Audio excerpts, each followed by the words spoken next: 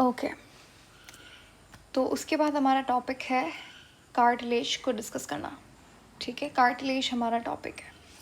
देखो यहाँ तक आई होप सब बातें क्लियर हो गई होंगी। हमने अभी बोन सेल्स को डिस्कस किया, osteocytes, osteoblast and then osteoclast. ठीक है, उसके बाद आता है हमारे पास कार्टिलेज। जैसा कि मैंने आपको कहा कि एम्ब्रियोनिक स्टेज पे आपका जो प्रिकर्सर ऑफ बोन होगा वो कार्टिलेज होगा। कार्टिलेज से आपके पास बनती है पहले सॉफ्ट बोन। सॉफ्ट बोन फिर यहाँ पे मिनरलाइजेशन होती है, ऑसिफिकेशन, या फिर आप उसे कैल्सिफिकेशन भी बोल सकते हैं। ठीक है, कैल्सिफिकेशन क्या होती है? कैल्सिफिकेशन कहते हैं deposition of calcium in the bone. ठीक है, उसे ऑसिफिकेशन भी कहा जाता है। अच्छा, तो फिर सॉफ्ट बोन कन्वर्ट होती है आपके हार्ड बोन या फिर बोन में। अब कार्टिलेज हमारे पास बहुत, हमारे बॉडी में बहुत जगहों पे आपको कार्टिलेज मिलता है। आपके पहले कार्टिलेज के हम टाइप्स को डिस्कस करेंगे, उसके बाद बोन और कार्टिलेज में डिफरेंस क्या होता है, इससे बहुत बारी क्वेश्चन आता है। ठीक है, दूसरा ये जो पॉइंट्स यहाँ पे मेंशन किए हुए हैं कि सबसे अबंडेंट कौन है, सबसे हार्डेस्ट कौन है, सबसे फ्लेक्सिबल कौन है, ये बहुत इंपॉर्टेंट है, ये आपको याद करना पड़ेगा। तो कार्टिलेज आपके पास एक तरीके का बहुत ही फ्लेक्सिबल कनेक्टिव टिश्यू है, ये भी एक कनेक्टिव टिश्यू है बोन की तरह। अब कार्टिलेज हमारे पास 3 तरह का होता है, एक हाइलिन कार्टिलेज, फाइब्रो कार्टिलेज और इलास्टिन कार्टिलेज। हाइलिन कार्टिलेज सबसे अबंडेंट बॉडी में जो कार्टिलेज पाया जाता है सबसे ज़्यादा क्वांटिटी में, सबसे ज़्यादा जगहों पे, तो वो हाइलिन कार्टिलेज है। मैंने अभी आपको ऊपर भी बताया था कि जो हमारे पास लॉन्ग बोन्स होती है उनकी एंडिंग में आपको जो कार्टिलेज मिलता है वो हाइलिन कार्टिलेज होता है, ये भी आपने याद रखना है। ठीक है,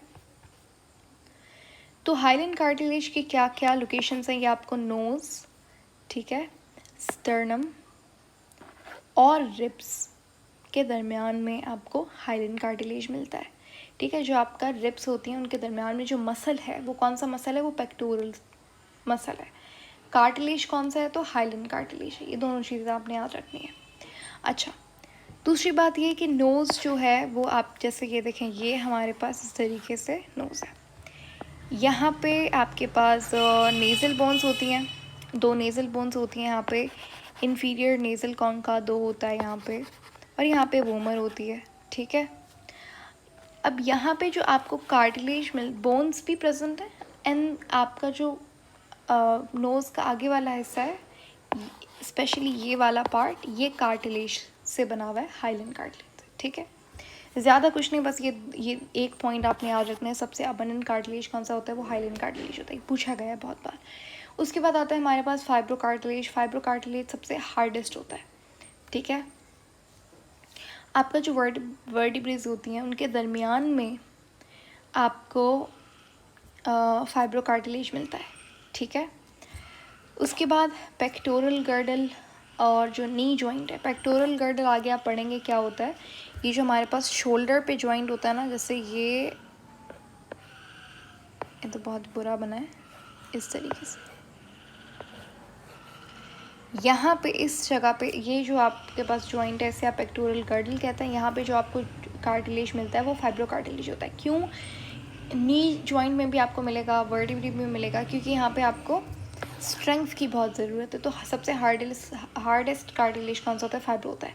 क्या ये सबसे स्ट्रॉन्गेस्ट है? नहीं, सबसे स्ट्रॉन्गेस्ट वाला सबसे फ्लेक्सिबल होगा, सबसे इलास्टिक होगा, तो वो कौन सा है, वो इलास्टिन है, सबसे स्ट्रॉन्गेस्ट। ठीक है, हाँ ये हार्डेस्ट है, इसका मतलब ये नहीं कि सबसे स्ट्रॉन्गेस्ट भी यही होगा। तो इलास्टिन कार्टिलेज आपको एयर पिना में मिलता है, एपिग्लॉटिस में मिलता है और लैरिंग्स में मिलता है। एपिग्लॉटिस क्या है, जो आपके ट्रैकिया को इस तरीके से एक कार्टिलेज कवर कर रहा होता है ताकि खाना आपके ट्रैकिया में ना जाए ड्यूरिंग स्वेलोइंग, तो वो जो कार्टिलेज होता है वो इलास्टिन कार्टिलेज होता है। उसके बाद लैरिंग्स आपके पास वॉइस बॉक्स है जहाँ पे प्रेजेंट होती हैं क्या, वोकल कॉर्ड्स। ठीक है, साउंड प्रोड्यूस करने के लिए। समझ आ गया। अब हम चलते हैं बोन और कार्टिलेज के दरमियान में डिफरेंस क्या होता है। अच्छा जी, सबसे पहले देखें, बोन आपके पास एक तरीके का रिजिड कनेक्टिव टिश्यू है। रिजिड का मतलब क्या है, स्ट्रॉन्ग। ऐसा नहीं कि उसकी शेप आप चेंज कर लेंगे, नहीं, उसकी एक फिक्स्ड शेप है। ठीक है, तो रिजिड उसे कहते हैं, which is composed of calcium salt, जिसके अंदर कैल्शियम सॉल्ट पाए जाते हैं और इसके अंदर आपके पास दूसरे तरीके के मिनरल्स भी होते हैं, जैसे फॉस्फेट हो गया, कैल्शियम फॉस्फेट, कैल्शियम कार्बोनेट हो गया। तो ये आपके पास स्केलेटन बनाता है वर्टिब्रेट्स का, जो बोन्स होती है, ठीक है। ज़्यादातर जिनके पास एंडोस्केलेटन होता है उनके पास बोन्स होती ही हैं। ऑन द अदर हैंड आपके पास जो कार्टिलेज है वो एक तरीके का फर्म, इसका भी ऐसा नहीं है कि आप इसकी शेप आसानी से चेंज कर सकते हैं। हाँ, ये फ्लेक्सिबल होता है, यानी कि ये मूवेबल है, अनलाइक बोन, ठीक है। ये भी एक तरीके का कनेक्टिव टिश्यू है। ये आपको मेनली स्पेसिफिक जगहों पे मिलता है। इसकी आपको लैरिंक्स में रेस्पिरेटरी ट्रैक, यानी कि ये आपका ट्रैकिया है, ट्रैकिया के ऊपर आपको आपने पढ़ा होगा कि सी शेप्ड कार्टिलेजिनस रिंग्स होती हैं, ठीक है। तो वो कार्टिलेज से बनी हुई होती हैं। एक्सटर्नल ईयर पिना की बात हो रही है यहाँ पे, ठीक है। आर्टिकुलेटिंग सर्फेस ऑफ जॉइंट, जो जॉइंट्स होता है ना, मेन जॉइंट्स जो आपके, वहाँ पे भी कार्टिलेज प्रेजेंट होता है। जितना भी आपके पास साइनोवियल जॉइंट है वहाँ पे कार्टिलेज मिलता है, जिसको मेनिस्कस कहते हैं। वो एक तरीके का फ्रिक्शन को रिड्यूस करने के लिए वो कार्टिलेज वहाँ पे प्रेजेंट होता है। ज़्यादातर वो हाइलन कार्टिलेज और फिब्रो कार्टिलेज होता है, ठीक है।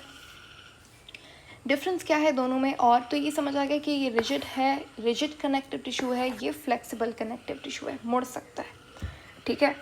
उसके बाद बोन जो है आपके पास ये स्ट्रॉन्ग है, ये नॉन फ्लेक्सिबल है, जबकि कार्टिलेज आपके पास फ्लेक्सिबल होता है, आप इसे मोड़ सकते हैं। बोन बनी हुई होती है प्रोटीन से, कैल्शियम से, फॉस्फोरस से, ठीक है। कैल्शियम फॉस्फोरस मिनरल्स में आता है, जबकि कार्टिलेज में मिनरल्स की डिपोजिशन नहीं हुई हुई होती, ये प्रोटीन, शुगर वगैरह से बना हुआ होता है। आपको बोन में जो सेल्स मिलेंगे उन्हें आप ऑस्टियोसाइट्स कहेंगे, और कार्टिलेज के लिए वर्ड कॉन्ड्रो का इस्तेमाल किया जाता है, तो यहाँ पे कॉन्ड्रोसाइट्स मिलते हैं। बोन के ऊपर जो कवरिंग होती है वो ऑस्टियम होती है, पेरीऑस्टियम, एंडोऑस्टियम, ठीक है। जबकि कार्टिलेज के ऊपर जो कवरिंग होगी वो पेरिकार्डियम होगी, ठीक है। आई डोंट नो यहाँ पे मेंशन है या फिर नहीं मेंशन, तो आप लिख लो पेरिकार्डियम, ठीक है। उसके बाद बोन को आप बेंड नहीं कर सकते और कार्टिलेज को लेकिन आप बेंड कर सकते हैं। आप अगर आप एयर पिना को इस तरीके से बेंड करने की, मोड़ने की कोशिश करें तो बहुत आसानी से आप उसे बेंड कर सकते हैं। अच्छा, बोन जो है यहाँ पे ब्लड सप्लाई होता है बोन में, मैंने पढ़ाया था आपको अभी, हमने देखा कि ये बोन है, ठीक है। ये एपिफाइसिस है, मेटाफाइसिस है और ये डायाफाइसिस है। डायाफाइसिस में इस तरीके से मेडुलरी कैविटी प्रेजेंट है, और मेडुलरी कैविटी में एक सेकेंड, हाँ, मेडुलरी कैविटी जो कि डायाफाइसिस में प्रेजेंट है, यहाँ पे आपको मिलती हैं ब्लड वेसल्स, ठीक है। आर्टरीज का सप्लाई होता है यहाँ पे, और ये गैशियस एक्सचेंज के लिए, न्यूट्रिशन यानी कि नरिशमेंट के लिए होता है, ठीक है। लेकिन कार्टिलेज में ब्लड वेसल्स प्रेजेंट नहीं होती, ए वेस्कुलर होता है। कार्टिलेज कैसा होता है, ए वेस्कुलर होता है। तो इसे नरिशमेंट कैसे मिलती है, इसे ऑक्सीजन कैसे मिलती है, तो वो डिफ्यूजन से मिलती है, यानी कि जितना भी सराउंडिंग टिश्यू है उससे ऑक्सीजन डिफ्यूज़ होकर कार्टिलेज के पास आती है और अपना ये इस तरीके से अपनी ज़रूरत पूरी कर लेता है। उसके बाद आपके पास जो बोन है, बोन में एक कैविटी होती है, जैसे कि मेड्यूलरी कैविटी है डायाफाइसिस में। यहाँ पे आपको हमने पढ़ा था कि ऑस्टियन मिलता है, फिर ऑस्टियन के अंदर आपको हैवर्जन कैनाल मिलेगा, ठीक है। तो अब ये जो आपके पास ऑस्टियोसाइट्स होते हैं वो ऑस्टियन के अंदर प्रेजेंट होते हैं। जो जगह, जो कैविटी जहाँ पे ऑस्टियोब्लास्ट मेच्योर होके बना रहा होता है ऑस्टियोसाइट, उसे आप लेक्यूना कहते हैं। अब इस लेक्यूना के अंदर किनालिक्यूलाई प्रेजेंट होते हैं ऑस्टियोसाइट्स के दरमियान में। किनालिक्यूलाइस क्या होते हैं, ये आपके पास स्मॉल चैनल्स होते हैं जो कि न्यूट्रिशन के लिए, न्यूट्रिएंट एक्सचेंज करने के लिए एक सेल से दूसरे सेल तक, ठीक है। इसके अलावा गैशियस एक्सचेंज के लिए होते हैं सेल्स के दरमियान में, ठीक है। ऐसा नहीं है कि ये सिर्फ बोन का ही फीचर है, नहीं, आपको कैनेलिकुलाइज आपको लिवर में भी मिलता है, ठीक है, हेपेटोसाइट्स के दरमियान में। तो बेसिकली ये सेल्स को ज़िंदा रखने के लिए एक तरीके के चैनल्स होते हैं, ठीक है, सेल्स के दरमियान में। तो यहाँ पे आपको ऑस्टियोसाइट्स के दरमियान में ये चैनल्स मिलते हैं। जबकि अगर आप देखें कॉन्ड्रोसाइट्स की अगर आप बात करें, कॉन्ड्रोसाइट्स का मतलब क्या है, कार्टिलेज के सेल्स। इनमें आपको इस तरीके के कोई भी कैनालिकुलाइज नहीं मिलते कॉन्ड्रोसाइट्स के दरमियान में, ठीक है। बोन जो है ये आपको स्केलेटल सपोर्ट प्रोवाइड करती है, आपकी बॉडी को शेप देती है, आपका स्केलेटल सिस्टम बनाती है। जबकि कार्टिलेज जो है वो फ्लेक्सिबिलिटी प्रोवाइड करता है बॉडी को, ठीक है।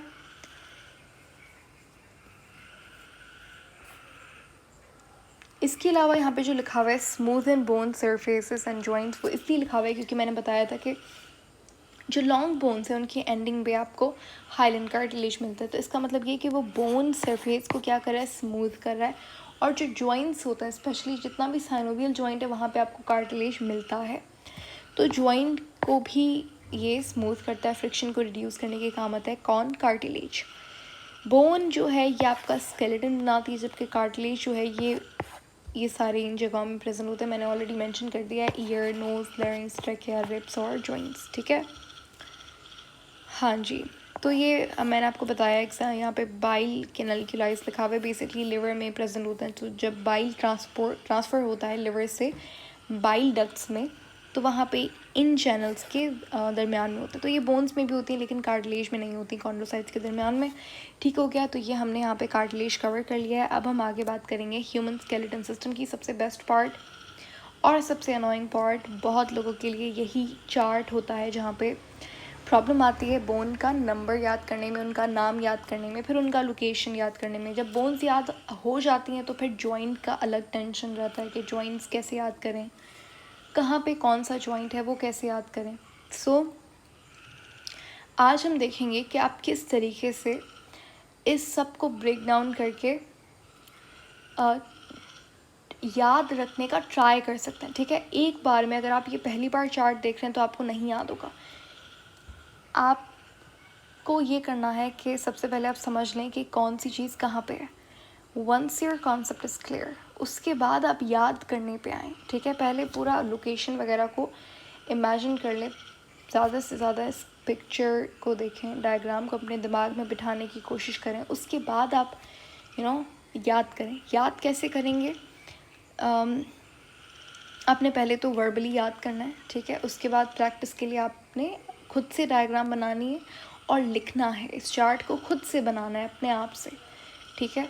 पहले देख कर बनाओ अगर नहीं याद है, and then second, third, fourth time आप इसे बगैर देख के बना सकते हैं। And this is how you are going to learn it. There is no magic, ठीक है। ऑनेस्टली वो जो होता है ना कि learn the whole skeletal system in just 2 minutes, वैसा कुछ